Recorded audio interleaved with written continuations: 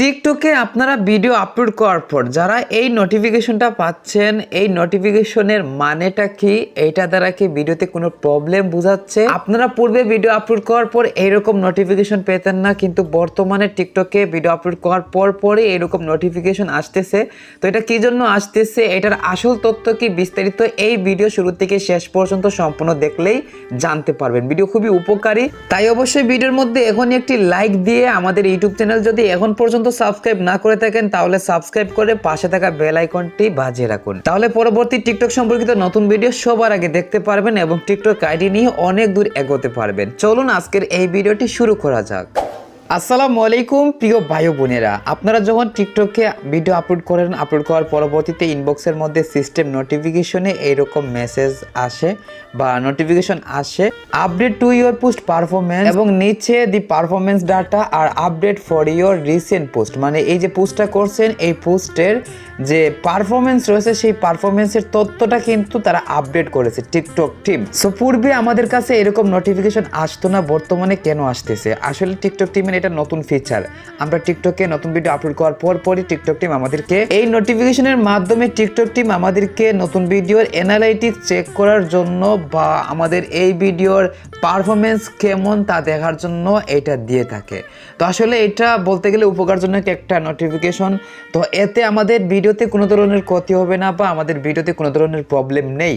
এটা হচ্ছে টিকটক টিমের নতুন ফিচার। এখন যদি আপনারা এখানে ক্লিক করেন তাহলে ভিডিওর অ্যানালাইসিসে নিয়ে যাবে।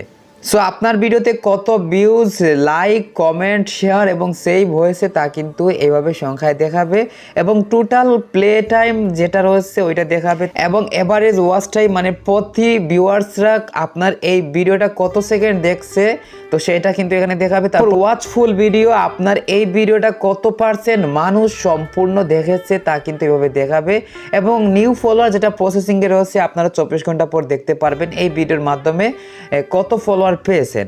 তারপর নিচের দিকে গেলে কিন্তু আপনি দেখতে পারবেন এটা ট্রাফিক সোর্স, আপনার ভিডিওটা কোন কোন জায়গায় চলেছে। দেখুন আমার এই ভিডিওটা সার্চ থেকে ভিউজ এসেছে 48%, তারপর ফর ইউ থেকে 39%, পার্সোনাল প্রোফাইল মানে আমার প্রোফাইলে ভিজিট করে 7% মানুষ দেখেছে, ডিরেক্ট মেসেজ 2%। এটার মানে হচ্ছে আমার ওই ভিডিওটা টিকটক মেসেঞ্জারে শেয়ার হয়েছে, সেখান থেকে 2% মানুষ ভিউজ করেছে। তারপর আমার ফলোয়িং লিস্ট মানে আমি যাদেরকে ফলো করেছি তাদের মধ্যে 1% লোক আমার ভিডিওটি দেখছে, এবং আদার্স থেকে 1% ভিউজ এসেছে। সো এইগুলা হচ্ছে আপনার নতুন ভিডিওর পারফরমেন্সের ডাটা বা তথ্য। সো পারফরমেন্সের পাশে দেখুন ভিউয়ার্স অপশন রয়েছে, তো এখানে ক্লিক করলে আপনার এই ভিডিওটা কত পুরুষ দেখেছে এবং কত পার্সেন্ট মহিলা দেখেছে এবং আদার্স জেন্ডার, তো এখানে কিন্তু দেখতে পারবে। এর নিচে এজ রয়েছে, আপনার ভিডিওটি কত বছর বয়সী মানুষজন বেশি দেখেছে তা কিন্তু এখান থেকে সহজেই দেখতে পারবেন।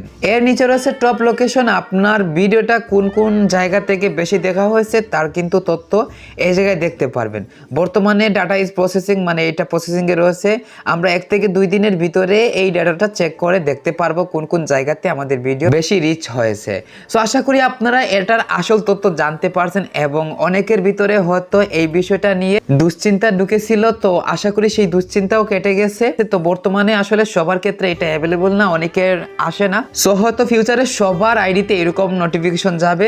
তো যাই হোক, আজকের ভিডিও কেমন লাগছে এবং পরবর্তীতে কোন বিষয়ের উপর ভিডিও চাচ্ছেন কমেন্ট বক্সে জানিয়ে দিবেন। ভিডিওটি এই পর্যন্ত, সবাই ভালো থাকুন, সুস্থ থাকুন, টেক কেয়ার, আল্লাহ হাফিজ।